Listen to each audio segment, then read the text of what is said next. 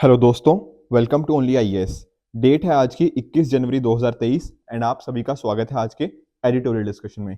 देखिए, मैं जानता हूं आप एक्सपेक्ट कर रहे थे कि आज सुमित सर होंगे, बट सुमित सर किसी वजह से कहीं उनको ना फैमिली इवेंट की वजह से कहीं ट्रैवल करना पड़ रहा है एंड इस वजह से आज वो डिस्कशन नहीं ले पाएंगे। तो आज कंटिन्यूटी मेंटेन करने के लिए मैं आपके साथ डिस्कशन करूंगा। देखिए, आज जो हम टॉपिक डिस्कस करेंगे उनमें एक इंपॉर्टेंट टॉपिक होगा पंचायत लेवल के रिगार्डिंग अटोनॉमी के ऊपर। काफी इंटरेस्टिंग आर्टिकल है, इसको समझेंगे। एक मुद्दा आप जानते हो, G20 बार बार न्यूज में चला ही आ रहा है, कंसिडरिंग कि इंडिया के पास G20 के इस साल प्रेसिडेंसी है।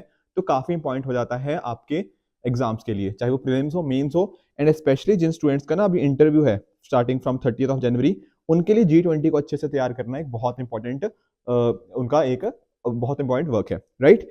इसके साथ ही एक मुद्दा हम डिस्कस करेंगे यूनिफॉर्म सिविल कोड के रिगार्डिंग। तो ये भी एक इंपॉर्टेंट मुद्दा है जो आपके आने वाले एग्जाम्स के अंदर पूछा जा सकता है। पहला टॉपिक स्टार्ट करते हैं। मिंट का आर्टिकल है regarding UCC uniform civil code, और इसको आप जीएस पेपर 2 के इस पर्टिकुलर कंपोनेंट के साथ रिलेट कर सकते हो। देखिए, यूसीसी के बारे में ना डिबेट्स लंबे टाइम से चलती आ रही हैं, पर अभी रिसेंटली दोबारा से चलने लगी हैं, ठीक है ना। बहुत सारी स्टेट गवर्नमेंट्स आगे आ रही हैं, वो देख रही हैं कि कैसे करना है। कई बार बात करी जाती है कि सेंट्रल गवर्नमेंट इसके रिगार्डिंग वर्क करे, कई बार स्टेट गवर्नमेंट की बात आती है। तो डिबेट यही है कि आखिर ये जो रिलीजन है और लॉ है, इनके बीच का नेचर क्या होना चाहिए। क्या रिलीजन और लॉ को हमें अलग अलग रखना चाहिए, या फिर इनके बीच में जो कुछ तरह का इंटरवेंशन होना चाहिए, यही मेजर डिबेट है। अब अगर आप नोटिस करोगे, आप रियलाइज करोगे, आर्टिकल 44 बेसिकली अगर आपने कॉन्स्टिट्यूशन का जो पार्ट 4 है, वहां पर क्या है, directive principle of state policy DPSP की बात होती है।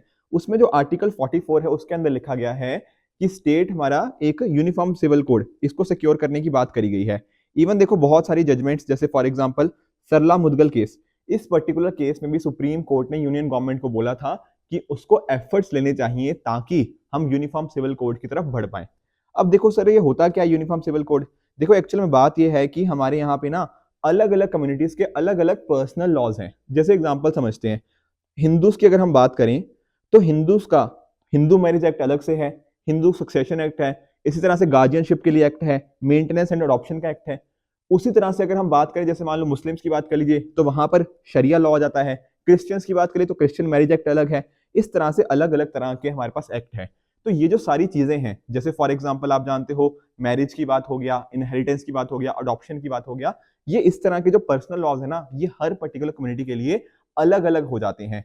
अभी अगर हम बात करें यूसीसी की, तो यूसीसी में क्या होगा, ये सारे यूनिफॉर्म हो जाएंगे, चाहे वो मैरिज का हो, मेंटेनेंस का हो, सक्सेशन, गार्डियनशिप, अडॉप्शन, इनमें से कोई भी मुद्दा हो, वो इररिस्पेक्टिव ऑफ द कम्युनिटी होगा। उस पर फर्क नहीं पड़ेगा कि अच्छा मुस्लिम है तो अलग लॉ होगा, हिंदू है तो अलग लॉ होगा, क्रिश्चियन है तो अलग लॉ होगा, नहीं। यूनिफॉर्म सिविल कोड, 3 वर्ड है ना, यूनिफॉर्म सिविल कोड, यानी कि यूनिफॉर्म मतलब एक चीज होगी जो कि जो पर्सनल मैटर्स के ऊपर यूनिफॉर्मली होगी सभी के रिस्पेक्ट ऑफ देयर कम्युनिटीज, ठीक है। जो हमारे doctor B are Ambedkar ji थे, उनका भी यही कहीं ना कहीं एम था। इसी वजह से हमने इसको अपने कॉन्स्टिट्यूशन के अंदर भी डाला है, ताकि जो वल्नरेबल सेक्शन है उनको हम अच्छे से प्रोटेक्ट कर पाए। सुप्रीम कोर्ट ने जैसे सरला मुदगल केस के अंदर, सिमिलरली अगर हम बात करें शाह बानो बेगम जो केस था, बहुत ही इंपॉर्टेंट केस था, जहां पर ने काफी देश को इसने हिला के रख दिया था इस पर्टिकुलर केस ने। यहां पर भी सुप्रीम कोर्ट ने बोला था कि अगर हमें देश में इंटीग्रेशन के लिए यूनिफॉर्म सिविल कोड होना जरूरी है। देखो, अदरवाइज होता क्या है, अगर आप नोटिस करो कि हिंदूज के लिए अलग, मुस्लिम्स के लिए अलग, तो थोड़ा सा ना आपस में यहाँ पे वाद विवाद देखने को मिल जाता है कि अच्छा ये तो अलग है, ये अलग है, पर हमें क्या करना है, नेशनल इंटीग्रेशन करना है। तो अगर पर्सनल लॉ सेम होंगे, कहीं ना कहीं वो नेशनल इंटीग्रेशन के कॉस्ट को बढ़ा सकता है, ऐसा हम यहाँ पे मान सकते हैं। और साथ में अगर आप नोटिस करोगे, सेक्युलरिज्म का मीनिंग क्या होता है? देखो, वैसे तो सेक्युलरिज्म की अलग अलग डेफिनेशन हमें देखने को मिल जाती है, फ्रेंच में अलग है, इंडिया में अलग है, पर कहीं ना कहीं यहाँ पे थोड़ा सा मीनिंग इसका यही नहीं है कि रिलीजन और जो स्टेट थोड़ा अलग अलग रहे, जो स्टेट है वो रिलीजन के अंदर अपना इंटरफेरेंस, हस्तक्षेप ना करे, बिल्कुल। तो अगर इस तरह से हमने अगर नोटिस करने की कोशिश करी, तो यूनिफॉर्म सिविल कोड हमारे सेक्युलरिज्म में हेल्प कर सकता है कि चर्च अलग हो जाएगा, स्टेट अलग हो जाएगा। तो जैसे गोवा एक हमारा ना सक्सेसफुल एग्जांपल है जिसने यूनिफॉर्म सिविल कोड को अप्लाई किया हुआ है। तो काफी बार ना, चाहे आप सरला मुदगल केस की बात कर लो, या फिर इसके बाद भी जो शायरा बानो केस हुआ, वहां पर भी जो सुप्रीम कोर्ट है, ऑनरेबल सुप्रीम कोर्ट ने बोला है कि गोवा एक सक्सेसफुल एग्जांपल है और वहां से हम काफी कुछ सीख सकते हैं। अब देखो, सेंट्रल गवर्नमेंट पे तो अभी कुछ इस तरह बहुत ज्यादा एक्टिविटी नहीं हो रही, ठीक है, ऑल्दो पार्लियामेंट में एक प्राइवेट मेंबर बिल आया है, बट बहुत सारी स्टेट्स, जैसे फॉर एग्जांपल उत्तराखंड हो गया, गुजरात हो गया, इन्होंने एक अपने यहाँ पे एक कमेटी बनाई है ताकि एक तरह का वो ड्राफ्ट प्रपोजल लेकर आए कि कैसे इसको इंप्लीमेंट करना है। देखो एक्चुअल में ना है क्या, यूनिफॉर्म सिविल कोड भले ही अच्छी चीज है डेफिनेटली, पर होता क्या है ना, इसको इंप्लीमेंट कैसे किया जाएगा वो डिटरमिन करेगा कि एक्चुअल में इसका जो रिजल्ट है वो अच्छा आएगा या खराब आएगा।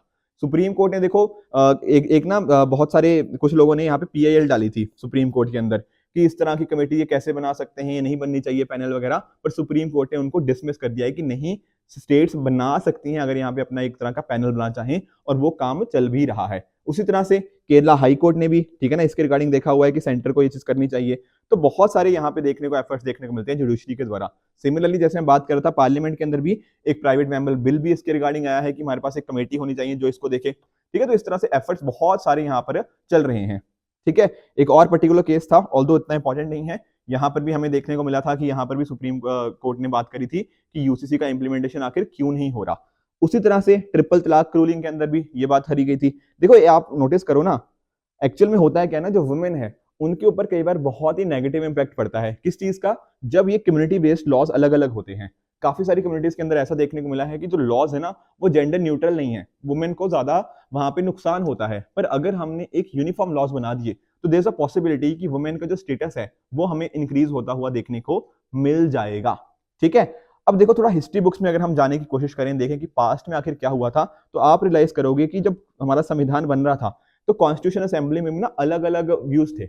एक व्यू ये था कि भैया हमें इसको ना जो फंडामेंटल राइट्स है, बेसिकली जो पार्ट 3 है, वो क्या होता है आप जानते हो, जस्टिसेबल पार्ट है, ठीक है ना। अगर ये नहीं हो रही तो आप डेफिनेटली कोर्ट्स में जा सकते हो। तो एक व्यू ये था कि इसको हमें पार्ट 3 के अंदर डाल देना चाहिए, फंडामेंटल राइट्स के अंदर, ताकि इंश्योर किया जा पाए कि स्टेट और रिलीजन आपस में कंसर्न ना करें, अलग अलग रहें। मतलब ये चीज होनी चाहिए, मतलब कि पर्सनल लॉज अलग अलग नहीं होने चाहिए। अगर पर्सनल लॉज अलग होंगे तो कहीं ना कहीं हमने ना क्या कर दिया कि अच्छा ये हिंदूज हैं, ये मुस्लिम्स हैं, ये अलग अलग हो जाएंगे, एक तरह का वाटर टाइट कंपार्टमेंट्स में बट जाएंगे। पर हमें क्या प्रमोट करना था? National integration. तो बहुत सारे लोगों की ये कोशिश थी कि हमें इसको फंडामेंटल राइट्स के अंदर रखेंगे तो आपस में इंटरमिंगलिंग हो पाएगी, एक सिंगल लॉज हो पाएंगे, एंड आपस में जो कम्युनिटीज हैं वो वर्क कर पाएंगी। फिर बाद में देखो हमने कहां पे ऐड कर दिया इसको? डीपीएसपी में। ऐसा माना गया, जो भी आप जानते हो डीपीएसपी के अंदर जितने भी प्रोविजन है कि वो क्या दिखाती हैं कि फ्यूचर के अंदर जब हमारे जो हमारे पार्लियामेंटेरियंस हैं, जब उनको लगेगा कि सिचुएशन ऐसी आ गई है, जब हमारे यहाँ पे सोशो इकोनॉमिक कंडीशन बेहतर हो गई है, तब हम क्या करेंगे? तब हम ये चीज को इंप्लीमेंट कर सकते हैं। तो इस वजह से डीपीएसपी के अंदर इसको डाल दिया गया था।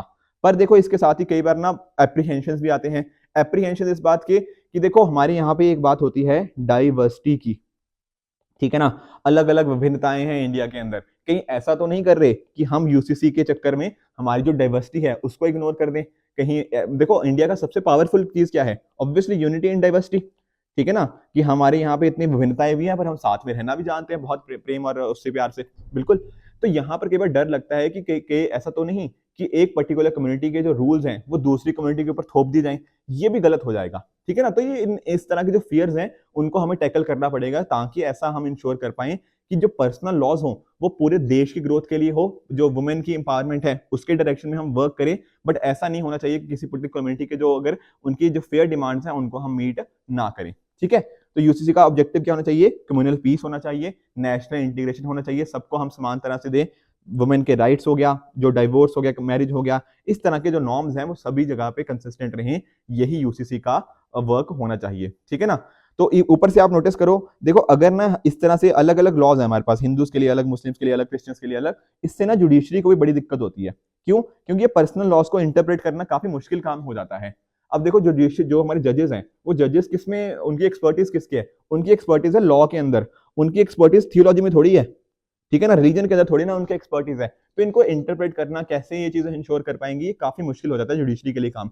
तो यूसीसी आपको वहां पर भी हेल्प करता हुआ देखने को मिलेगा, क्योंकि जो लीगल लूप होल्स हैं उन सभी को हम वर्क कर सकते हैं।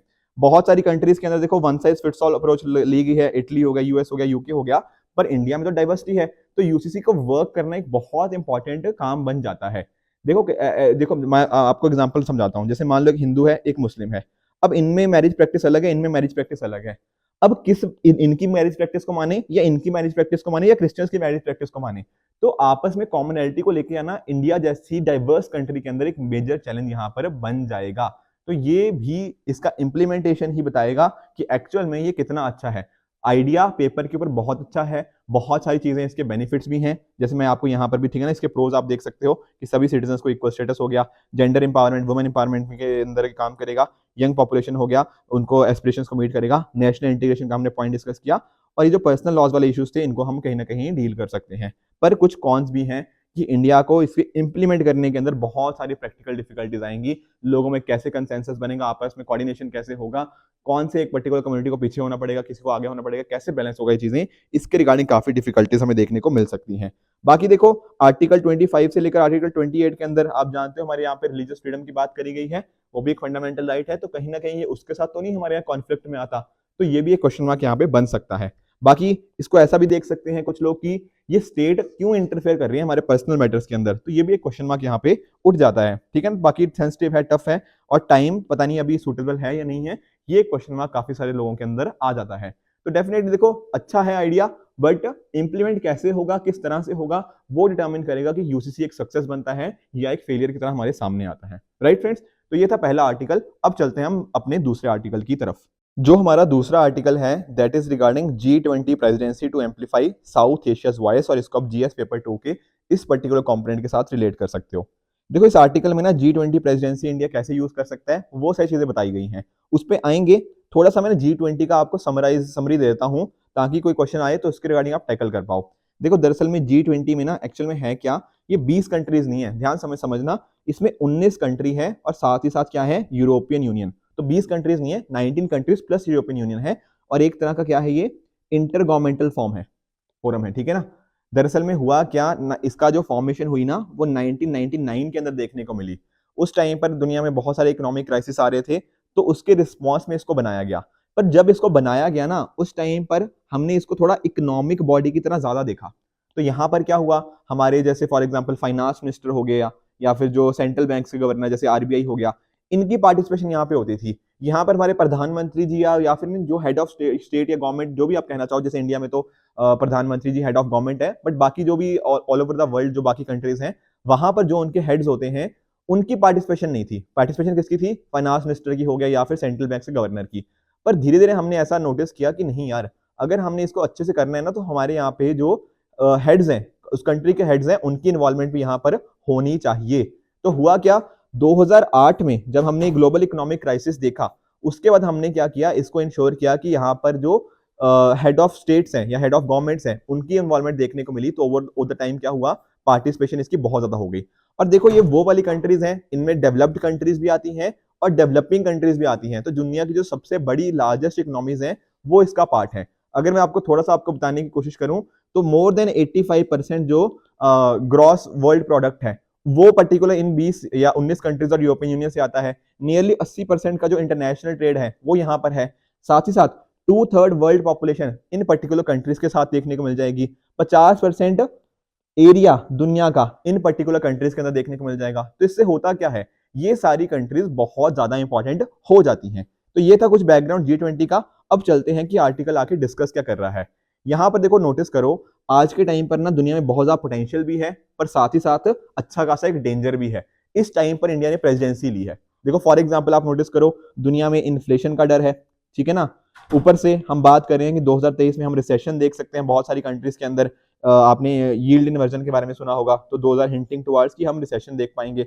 साथ ही साथ दुनिया में food crisis, energy crisis, financial crisis, Sri Lanka हो गया, पाकिस्तान हो गया, बहुत सारी कंट्रीज में फाइनेंशियल क्राइसिस हमें देखने को मिल रहा है। ऊपर से देखो क्लाइमेट क्राइसिस ने अलग से दिक्कत दे रखी है, ठीक है ना। अलग अलग दुनिया में आप देख रहे हो कितने सारी पोल्यूशन हो गया, ग्रीन हाउस गैसेस हो गया, एमिशंस बढ़ते जा रहे हैं, हम बहुत सारे इश्यूज यहाँ पर भी देखने को मिल रहे हैं। अब ऐसे टाइम पर इंडिया कैसे इस चीज को टैकल करता है, इस बड़े G20 को, वो इंपॉर्टेंट बन जाता है। थोड़ा सा अगर आप नोटिस करो तो देखो G20 का आप लोगो देख सकते हो, यहाँ पे एक लोटस का आपको देखने को मिल जाएगा। इसके अलावा हमने जो इसका मोटो है वो क्या है, वसुदेव कुटुंबकम, या आप कह सकते हो one earth one family one future, ठीक है। तो हम बोलते हैं ना the world is one family, वही वसुदेव कुटुंबकम है, हमारा फोकस भी उसी के ही ऊपर है। तो इंडिया ने इस पर्टिकुलर टाइम के ऊपर जब इतनी सारी दिक्कतें आ रही हैं, हमने कुछ प्रायोरिटीज को हमने यहाँ पे नोटिस किया है। पहला क्या है, पहला है थोड़ा एनवायरमेंट से संबंधित कि ग्रीन डेवलपमेंट के ऊपर फोकस करेंगे। क्लाइमेट फाइनेंस, लाइफ, ये दरअसल में COP26 हुआ था ना, वहां पर हमारे प्रधानमंत्री जी ने बात करी थी लाइफ की, लाइफस्टाइल फॉर एनवायरमेंट। देखो क्लाइमेट को टैकल करने की जिम्मेदारी सरकारों की है, कोई इसमें मैं मना नहीं कर रहा, पर उतनी ही जिम्मेदारी मेरी और आपकी भी है। तो आम इंसान कैसे इसको करे, एक तरह का जन आंदोलन कैसे बनाया जाए, वो सारी बातें, प्लस साथ ही साथ ग्रीन एनर्जी की डेवलपमेंट हो गया, क्लाइमेट के रिगार्डिंग जो पैसा चाहिए क्लाइमेट फाइनेंस, वो बातें होगी। तो ये इंडिया की एक प्रायोरिटी है। उसके अलावा आप जानते हो 2030 तक हमें सस्टेनेबल डेवलपमेंट गोल्स को अचीव करना है, तो वो सब हम चीजें कैसे करें, उसके रिगार्डिंग कैसे प्रोग्रेस होनी चाहिए, ये हमारी एक प्रायोरिटी बन जाती है। बाकी technological transformation, digital public infrastructure, इनको क्रिएट करना, बहुत सारी वर्ल्ड की ऐसी बॉडीज हैं जिनके अंदर रिफॉर्म्स की जरूरत है। यूनाइटेड नेशंस के कॉरस्पॉन्डिंग बहुत सारी बॉडीज हैं जो अच्छे से काम नहीं कर रही, तो वो रिफॉर्म्स भी होने चाहिए। एंड साथ ही साथ हमने वुमेन लेड डेवलपमेंट के ऊपर भी फोकस किया है, क्योंकि वुमेन एक इंपॉर्टेंट पार्ट बन जाती है देश के लिए कंट्रीब्यूट करने का या पूरी वर्ल्ड के लिए कंट्रीब्यूट करने का। ठीक है, आप देख भी सकते हो प्रधानमंत्री जी ने ये बात करी भी है कि India G20 presidency will work to promote the universal sense of oneness and here's our theme, one earth one family one future. ये बात करिए कि दुनिया इंटरकनेक्टेड है, इंडिया उसमें एक इंपॉर्टेंट रोल प्ले करेगा, the world is one family, यही हमारा मोटो है। अब यहाँ पर देखो साउथ एशिया के रिगार्डिंग अगर आप दिक्कतें देखोगे ना, तो बहुत सारी दिक्कतें देखने को मिलेंगी। जैसे फॉर एग्जांपल आप नोटिस करो श्रीलंका के, श्रीलंका का हमने देखा पिछले साल किस तरह से मेजर इश्यूज देखने को मिले। वहां के जो प्रेसिडेंट हो गया उनको भी भागना पड़ा था कुछ टाइम के लिए, ऊपर से लोगों के सड़कों के ऊपर इतना प्रोटेस्ट किया, रीजन क्या था, इतनी ज्यादा इन्फ्लेशन थी, IMF के पास जाना पड़ा है। इस तरह की बहुत सारी इकोनॉमिक जो सिचुएशन है श्रीलंका की बड़ी खराब है। पाकिस्तान भी देखो, मतलब आपने अभी नोटिस भी किया होगा IMF के पास, ठीक है ना, तो ये भी सारी यहाँ पे पाकिस्तान में भी दिक्कतें हैं। बाकी पाकिस्तान में फ्लड्स भी आए थे, तो यहाँ पर भी सिचुएशन काफी खराब है। आप जानते हो फॉरेन एक्सचेंज रिजर्व्स हैं वो भी पाकिस्तान के बहुत ही हिस्टोरिकली कम हो चुके हैं। ऊपर से जो फ्लड्स हैं उन्होंने भी बहुत मेजर मेजर लॉस किया है, तो लॉसेस बहुत ज्यादा हुए हैं। इसके अलावा अब बांग्लादेश का भी हमने सुना था कि बांग्लादेश में भी कुछ टाइम के लिए कुछ लोगों ने प्रोटेस्ट वगैरह किए, क्यों, क्योंकि वहां पे फ्यूल प्राइसेस वगैरह बहुत ज्यादा इंक्रीज हो गए थे। तो अगर आप नोटिस करोगे ना, अगर जैसे आप अफगानिस्तान की भी बात कर लीजिए या नेपाल की भी बात कर लीजिए, तो पूरे साउथ एशिया में ना कुछ दिक्कतें हम आपको देखने को मिलेंगी ही, कि बहुत ज्यादा सिचुएशन साउथ एशिया की काफी खराब है। अब इंडिया इस टाइम पर जब G20 की प्रेसिडेंसी हमारे पास है, तो बहुत सारी चीजें हम कर सकते हैं। ठीक है ना, कि हमारे यहाँ पे एक बहुत अच्छा खासा पोटेंशियल है। ये जो साउथ एशियन इकोनॉमी का इतना डेट बर्डन बढ़ा हुआ है ना, ये चाइना ने जो डेट ट्रैप जो डिप्लोमेसी कर रही है, उसकी वजह से नेगेटिव इंपैक्ट जो इन कंट्रीज के ऊपर आया है, तो इंडिया G20 के ऊपर कैसे स्टेबिलिटी लेके आनी है, कैसे पीस लेकर आना है, एक एक पॉइंट कंपोनेंट बन जाता है।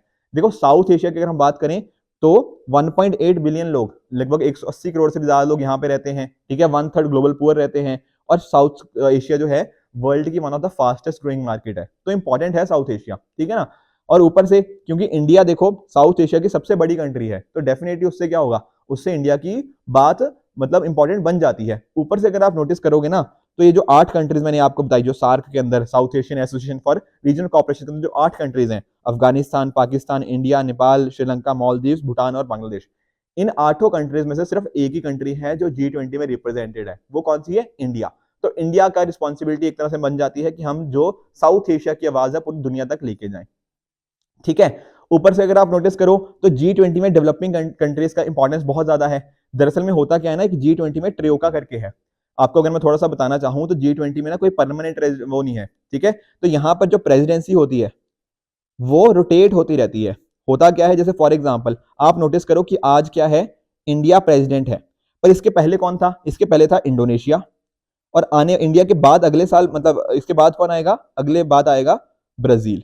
तो होता क्या है ना, ये तीनों कंट्रीज मिलकर कोऑर्डिनेट करती हैं कि अच्छा आप पिछले पहले प्रेसिडेंट थे, ठीक है, आपने कंटिन्यूटी मेंटेन करी, इंडिया को करी, इंडिया के जो एजेंडा स्टार्ट किया था उस पर्टिकुलर चीज को आगे कंटिन्यू किया ब्राजील ने। तो इस तरह से ना प्रेसिडेंसी के अंदर एक तरह से कंटिन्यूटी आती है, इसी को ट्रियोका बोलते हैं। फिर अगले साल क्या होगा, यहाँ पर इंडिया आ जाएगा, ब्राजील और उसके बाद वाली कंट्री, तो इसको बोलता है G20 ट्रियोका, ताकि जो एजेंडा है वो कंटिन्यू कर पाए। अब यहाँ पर आप नोटिस करो, आप बात कर लो इंडोनेशिया की, आप बात कर लो इंडिया की, ब्राजील की, ये सारी क्या है, डेवलपिंग कंट्रीज। ब्राजील के बाद कौन आएगा, साउथ अफ्रीका, ये भी डेवलपिंग कंट्रीज है। तो डेवलपिंग कंट्रीज के पास एक बहुत अच्छी अपॉर्चुनिटी है कि आने वाले कुछ सालों के लिए हम अपनी आवाज को और भी बुलंद कर पाए। पोस्ट पैंडेमिक जो रिकवरी है उसको हम कैसे कर सकते हैं, इन्फ्लेशन के जो इश्यूज हो गया, ठीक है ना, जो वेदर रिलेटेड इश्यूज हो गया, इनको कैसे टैकल करना है साउथ एशिया के अंदर या इन जनरल डेवलपिंग कंट्रीज के अंदर, ये सारी चीजें हम यहाँ पर देख सकते हैं। तो देखो एक चीज हमें यहाँ पे नोटिस करनी है, that is energy, health and finance के रिगार्डिंग। ठीक है, जैसे फॉर एग्जांपल आप नोटिस करो कि जैसे आप नोटिस करोगे कि ये जो साउथ एशियन इकोनॉमीज है ना, ये फॉसिल फ्यूल्स के ऊपर बहुत ज्यादा डिपेंडेंट है। नियरली जो 63% एमिशंस हैं वो इसी से कॉरस्पॉन्डिंग आती हैं। बाकी फॉरेक्स क्राइसिस है, डॉलर शॉर्ट सप्लाई में है, लिक्विफाइड नेचुरल गैस के रिगार्डिंग देखो बांग्लादेश के रिगार्डिंग इश्यूज हैं। तो यहाँ पर ना एनर्जी के ऊपर बहुत सारे इश्यूज हमें यहाँ पे देखने को मिल जाते हैं। ऊपर से हेल्थ इंफ्रास्ट्रक्चर को इंपॉर्टेंट करना जरूरी है। देखो इंडिया के अंदर भी आप नोटिस करते हो कि इंडिया में भी हेल्थ इंफ्रास्ट्रक्चर अभी बहुत अच्छा नहीं हुआ है। इसके अलावा बहुत सारी कंट्रीज अक्सर बात करती हैं कि क्लाइमेट चेंज को टैकल करना है तो कुछ टेक्नोलॉजी दे देंगे, पर सिर्फ टेक्नोलॉजी देने से बात नहीं बनेगी, हमें डेफिनेट टेक्नोलॉजी चाहिए, कुछ फाइनेंशियल एड भी चाहिए, पर उसके अलावा भी जो बहुत सारे और इंस्टीट्यूशन इस डायरेक्शन में काम कर रहे हैं, जो डेवलपिंग कंट्रीज की आवाज़ है उसको पूरी दुनिया तक पहुंचाना बहुत ज़्यादा ज़रूरी हो जाता है। तो इंडिया क्या कर सकता है, इंडिया को ये सारी जो आवाज़ है इन लोगों की पहुंचानी पड़ेगी आगे तक, ताकि इंश्योर किया जा पाए कि जो इनकी आवाज़ सुनी जाए, उनके रिगार्डिंग प्रॉपर एक्शन लिया जा पाए। ठीक है, तो इंडिया के ऊपर ज्यादा रिस्पॉन्सिबिलिटी है क्योंकि इंडिया इकलौता मेंबर है साउथ एशिया से। ठीक है, तो एक तरह का इंडिया एक रोड मैप दे सकता है। आप जानते हो ना, जो ग्लोबल साउथ की हम बात करते हैं, बेसिकली ग्लोबल साउथ क्या है, एक इकोनॉमिक टर्म है। यहाँ पर क्या होता है, उन कंट्रीज की बात करी जाती है जो थोड़ा पुअर कंट्रीज हैं, या फिर आप बात कर लीजिए थोड़ा जो लीस्ट डेवलप्ड कंट्रीज हैं, वो पर्टिकुलर कंट्रीज कैसे आगे प्रोग्रेस कर पाए, इसके रिगार्डिंग इंडिया की लीडरशिप इसके ऊपर फोकस करनी चाहिए। वेल्दी इकोनॉमीज के पास तो बहुत सारी चीजें हैं, ठीक है ना, उनके पास बहुत सारी चीजें हैं, बट इंडिया और बाकी जो डेवलपिंग कंट्रीज है इसके ऊपर फोकस कर सकती है। हमारा क्लाइमेट एक्शन हो गया, एनर्जी ट्रांजिशन की तरफ, रिन्यूएबल एनर्जी की तरफ कैसे बढ़ना है, डिजिटल ट्रांसफॉर्मेशन कैसे करना है, ट्रेड में डेवलपिंग कंट्रीज को फायदा कैसे मिले, ये सारी चीजें हम यहाँ पर नोटिस कर सकते हैं। ठीक है, तो अगर डेफिनेटली ये सारी चीजें करेंगे, आपस में डिबेट डिस्कशन होगा, कुछ प्रैक्टिकल सोल्यूशंस आएंगे, और जो हमने प्रायोरिटी सेट करी हैं उनको डेवलपिंग कंट्रीज के थ्रू कैसे इसको इंश्योर करना है, ये सारे इंडिया के पास अच्छी खासी अपॉर्चुनिटीज हैं। एंड अगर इस डायरेक्शन में अच्छे से काम किया गया तो डेफिनेटली हम एक्सपेक्ट कर सकते हैं कि ये बहुत अच्छे रिजल्ट हमारी कंट्री के लिए, डेवलपिंग वर्ल्ड के लिए, और जो इन जनरल हम बात करें साउथ एशिया के लिए, बहुत इंपॉर्टेंट यहाँ पे आउटपुट हमें निकलने को मिल सकता है। राइट फ्रेंड्स, तो ये हो गया हमारा दूसरा आर्टिकल। दोस्तों, जो हमारा तीसरा आर्टिकल है वो रिलेट करता है पंचायत लेवल के ऊपर ऑटोनॉमी के रिगार्डिंग, और इसको आप जीएस पेपर 2 के इस पर्टिकुलर कंपोनेंट के साथ रिलेट कर सकते हो। जो काफी इजी सा ही आर्टिकल है, तो क्विकली इसको डिस्कस कर लेते हैं। दरअसल में यहाँ पे एक ना इन्होंने कुछ हाईलाइट किए हैं, कुछ ऐसे इंसिडेंट, जैसे फॉर एग्जांपल आप नोटिस कर सकते हो तेलंगाना के अंदर, यहाँ पर जो वहाँ के सरपंच हैं या फिर जो उप सरपंच हैं, उन्होंने सुसाइड कर लिया। क्यों सुसाइड कर लिया, कि दरअसल में ना गाँव के अंदर मान लो कुछ काम करवाने हैं, कुछ विलेज के अंदर कुछ डेवलपमेंट का काम करवाना है, और पैसे नहीं आए, तो वहां के सरपंच हो गया या यहाँ पे जो उप सरपंच हो गया, उन पर्टिकुलर लोगों ने क्या किया, अपनी जेब से विलेज की डेवलपमेंट करवाई, और ये एक्सपेक्ट किया कि कोई बात नहीं, ऊपर से पैसा आएगा, थोड़ा डिले चल रहा है पर पैसा आ जाएगा। पर हुआ पता क्या, ये डिले इतना ज्यादा हो गया कि ऊपर से कभी पैसा आया ही नहीं, और इन्होंने लोन लेकर, बाहर से लोन लेकर ये डेवलपमेंट करवाई विलेज की। एक्सपेक्ट कर रहे थे पैसा आएगा, पैसा कभी आया ही नहीं। अब लोन तो चुकाना ही पड़ेगा ना, जो लोन लिया हुआ है, और उस लोन को ना चुकाने की वजह से क्या हुआ, इनके ऊपर कर्जा बहुत बढ़ गया, एंड उस वजह से इनको सुसाइड करना पड़ा। और इस तरह की अगर आप बात करोगे ना तो बहुत सारी हैं। जैसे फॉर एग्जांपल अगर आप नोटिस करोगे तो कुछ ऐसे सरपंच थे जो वहां की जो तेलंगाना की जो पार्टी है, टीआरएस होती थी पहले, अब बीआरएस नाम हो गया है, भारत राष्ट्रीय समिति, उसके कुछ जो सरपंच थे उन्होंने रिजाइन कर दिया है। क्यों रिजाइन कर दिया है, क्योंकि कई सालों से उनके पास फंड ही नहीं मिल रहे। ठीक है, फंड के बिना कैसे काम करेंगे। और सरपंच जो है अलग अलग, उन्होंने ये भी बोला हुआ है कि इसके लिए उनको अपने रिसोर्सेस या बोरोइंग करनी पड़ती है ताकि इस चीज को मीट कर पाए। अब आप जानते हो, देखो 73rd और 74th अमेंडमेंट एक्ट हमें देखने को मिले, 30 साल हो गए, 1992 1993 में हमें ये चीजें देखने को मिली थी। उसके बाद इनको कॉन्स्टिट्यूशनल हमने स्टेटस दिया था लोकल गवर्नमेंट्स को, आप जानते हो पंचायती राज इंस्टीट्यूशंस और जो बाकी म्यूनिसिपल कमेटीज वगैरह होती हैं। पर आजकल टाइम पे भी अगर आप नोटिस करो, ये पंचायत जो है अच्छे से फंक्शन नहीं कर पा रही। क्यों नहीं कर पा रही, 3 रीजन है। एक तो देखो फंड नहीं मिल पा रहे, ठीक है ना, तो पैसा नहीं आएगा तो कैसे होगा, काम होगा ही नहीं। ठीक है, ऊपर से देखो इनके फंक्शंस प्रॉपर्ली डिफाइंड नहीं है कि एक्चुअल में होता क्या है, कि स्टेट गवर्नमेंट की अलग पैरेलल बॉडीज बनी हुई हैं, एग्जैक्टली पता नहीं लगता कि अच्छा कौन सा काम इनको करना है, कौन सा काम इनको नहीं करना। दरअसल में होता क्या है ना, आप अगर देखोगे शेड्यूल 11 और शेड्यूल 12 को, तो वहां पर क्या था, स्टेट गवर्नमेंट ने ना कुछ पावर्स डिवॉल्व करनी थी नीचे इन स्टेट गवर्नमेंट को। दरअसल में ये क्या है, डेमोक्रेटिक डिसेंट्रलाइजेशन की बात है ना, कि नीचे तक हम अपनी पावर्स को लेकर जाएं। पर ऐसा बहुत सारी स्टेट्स ने नहीं किया, तो फंक्शंस ओवरलैपिंग और प्रॉपर इनको फंक्शंस दिए नहीं गए। कई जगह पर लोगों की कमी आ जाती है, फंक्शनरीज की कमी आ जाती है कि कोई काम करने के लिए लोग ही नहीं है अच्छे, कोई अच्छा जो ह्यूमन रिसोर्स है वही नहीं है। तो ये सारे इश्यूज यहाँ पर देखने को मिल जाते हैं। यहाँ पर स्पेसिफिकली थोड़ा तेलंगाना की ज्यादा बात करी गई है, तो वहां फोकस किसके ऊपर, थोड़ा फंड्स के ऊपर वहां पे कमी किया ज्यादा यहाँ पे दिखाने की यहाँ पे राइटर ने बात करी है। अब होता क्या है, ठीक है ना, फाइनेंशियल ऑटोनॉमी नहीं है, पैसे ही नहीं है, तो कैसे चीजें होंगी। ठीक है, पावर्स को डिसेंट्रलाइज किया ही नहीं कभी, तो उससे क्या होगा, पंचायत की फंक्शनिंग के ऊपर एक मेजर क्वेश्चन मार्क उठ जाता है। अब ग्राम पंचायत को अगर आप नोटिस करोगे कहां कहां से पैसा आता है, तो मेजर 3 सोर्सेस आपको देखने को मिल जाएंगे। जैसे पहला होता है कि अपने आप से कुछ ये रेवेन्यू स्ट्रीम को जनरेट करें। जैसे मान लो कुछ लोकली वहां पे कुछ टैक्सेस लगा दिए, कॉमन प्रॉपर्टी के ऊपर से कुछ रिसोर्स रेवेन्यू आया, वो हो गया, तो यहां से थोड़ा पैसा आ सकता है। या फिर हो सकता है कुछ सेंट्रल गवर्नमेंट और स्टेट गवर्नमेंट इनको ग्रांट दे, जैसे आप जानते हो ना फाइनेंस कमीशन वगैरह कुछ ग्रांट्स देता है, ग्रांट्स की रिकमेंडेशन करता है बेसिकली, तो वो सारी बातें। उसी तरह से तीसरा हो सकता है कुछ स्कीम बेसिस के ऊपर कुछ फंड दिए जाएं, ठीक है, जो स्टेट गवर्नमेंट है उसकी डिस्क्रिप्शन के ऊपर कुछ फंड्स हो। तो यहाँ पर अगर आप नोटिस करोगे, जो पहला है ना ओन सोर्स ऑफ रेवेन्यू, ये बहुत कम है। ठीक है, जैसे फॉर एग्जांपल आप तेलंगाना की बात करो तो 25% से भी कम वो अपने आप से कमा पाते हैं। ऊपर से जो डिस्क्रिशनरी ग्रांट्स है, ठीक है ना, वो डिपेंड करती हैं कि आपके ऊपर के लोगों के साथ संबंध कैसे हैं। ठीक है, अगर आपके पॉलिटिशियंस के साथ अच्छे संबंध है, ब्यूरोक्रेसी के साथ अच्छे संबंध है, तो आपको पैसा मिल जाएगा। नहीं है अच्छे संबंध तो आपको पैसा नहीं मिलेगा। तो ये एक मेजर इशू बन जाता है। देखो होना क्या चाहिए, टेक्निकली गवर्नेंस की बात कर रहे हैं ना, तो जो काम होना चाहिए उसके लिए पैसा आना चाहिए, अदरवाइज नहीं होगा, डेवलपमेंट नहीं होगा। पर फोकस इस चीज के ऊपर हो गया कि अच्छा ऊपर के साथ अच्छे संबंध है तो पैसा मिल गया, नहीं है तो नहीं मिला। और उससे इन सरपंच हो गया या जो ग्राम पंचायत या ग्राम पंचायत के अंदर जो लोग काम कर रहे हैं उनके ऊपर बड़ी ज्यादा दिक्कत आ जाती है। इसके साथ ही अगर आप नोटिस करोगे ना, जो स्टेट गवर्नमेंट्स हैं उन्होंने भी कुछ ना लिमिट्स लगा रखी हैं कि आप अच्छा इससे ज्यादा पैसा नहीं खर्च कर सकते, अगर इससे ज्यादा पैसा खर्च करना है तो हमारी परमिशन लेनी पड़ेगी, इस तरह की बहुत सारी चीजें। या फिर आप नोटिस करोगे जो ब्यूरोक्रेसी है उसका भी कुछ ना कुछ यहाँ पे लिंकेज है। जैसे एग्जांपल समझो, अगर कुछ मतलब पंचायत फंड से कुछ इशू करना है तो एक तो सरपंच के साइन होंगे उसके ऊपर, और साथ ही साथ साइन किसके होंगे, पंचायत सेक्रेटरी के, जो सचिव होते हैं ना पंचायत सचिव। तो और ये जो पंचायत सेक्रेटरी है ये किसको रिपोर्ट करता है, ये रिपोर्ट करता है बीडीओ को, ब्लॉक डेवलपमेंट ऑफिसर को। तो ब्यूरोक्रेसी इन्वॉल्व होगी ना यहाँ पे। तो इसी वजह से क्या होता है कि ब्यूरोक्रेसी के साथ अच्छे कनेक्शन, स्टेट पॉलिटिशियंस के साथ अच्छे कनेक्शन होना जरूरी बन चुका है अगर पंचायत की डेवलपमेंट होनी है, जो कि बहुत ही गलत चीज है। ठीक है, ऊपर से कई बार ऐसा भी नोटिस किया गया है कि ना, मान लो किसी सरपंच को कुछ पैसा लेना है या फिर ना कुछ चीजें करनी है, तो कई कई घंटों तक उनको गवर्नमेंट ऑफिस के बाहर लाइन में लगना पड़ता है, बहुत दिन भर वेट करना पड़ता है, तब जाके ऊपर के जो मान लो जैसे डीएम हो गया, डिस्ट्रिक्ट मजिस्ट्रेट हो गया या एसडीएम वगैरह हो गए, उनसे मिलने के लिए इतना टाइम लग जाता है। तो ये सारे इश्यूज बहुत सारे यहाँ पर रहते हैं कि पैसे मिलने की दिक्कत यहाँ पर हमें नोटिस करने को मिल जाती है। ठीक है, तो एक तो टाइम भी वहां पर वेस्ट होगा, बाकी एक तरह से वहां पे जो पैसा है वो सारी चीजें भी यहाँ पे वेस्टेज हमें देखने को मिल जाती है। अब यहाँ पे देखो रिक्वायर्ड क्या है, रिक्वायर्ड यही है कि कहीं ना कहीं जो ऊपर से अगर आप नोटिस करोगे सरपंच को ना हम डिसमिस भी कर सकते हैं। आप नोटिस करो किसी की बाकी जो ऑफिशियल्स होते हैं उनको हम डिसमिस नहीं करना बहुत मुश्किल होता है, पर अगर सरपंच जब ऑफिस में काम कर रहा है तो उनको डिसमिस भी कर रहे हैं। कौन डिसमिस कर रहा है, डीएम, डिस्ट्रिक्ट मजिस्ट्रेट या डिस्ट्रिक्ट कलेक्टर। तो आप नोटिस करो डीएम या डीसी हुआ, उनको क्या हुआ, वो तो इलेक्टेड नहीं है, ठीक है, उनको तो मतलब एक तरह से उन तो एग्जाम के थ्रू आए हैं। पर सरपंच क्या है, सरपंच को तो उन्होंने प्रॉपरली इलेक्शंस के थ्रू आए हैं। तो डीएम और डीसी अगर इनको यहाँ पर इनको हटा सकते हैं उनकी पोजीशन से, क्लियरली शो करता है कि सरपंच के पास बहुत ही ज्यादा कम पावर हमने दे रखी है। एग्जाम्पल समझते हैं, अगर आप नोटिस करोगे, अगर कोई सरपंच अब्यूज ऑफ पावर हो गया, इम्बेजलमेंट हो गया, बेसिकली कुछ फाइनेंशियल फ्रॉड हो गया या मिसकंडक्ट इसके अंदर पाया गया ना, तो उसको हटाया जा सकता है। बेसिकली कहने का क्या मतलब, अगर डीसी का कोई आदेश किसी सरपंच ने नहीं माना तो डीसी या डिस्ट्रिक्ट मजिस्ट्रेट के पास ये पावर्स होती है कि उस वो सरपंच को हटा सकता है।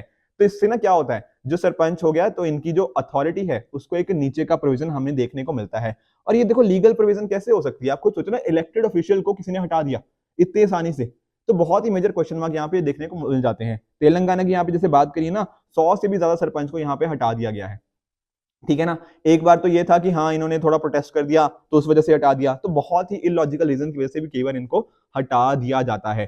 तो यहाँ पर देखो कई बार ना जो हमारे जैसे एमएलए हो गया, मान लो जैसे तेलंगाना के एमएलए ले लो या किसी भी स्टेट के एमएलए ले लो, वो एमएलए पता क्या बात करते हैं कि हम नीचे को फंड इसलिए नहीं देते क्योंकि हमें पता नहीं कि सरपंच लोग कैसा काम करेंगे।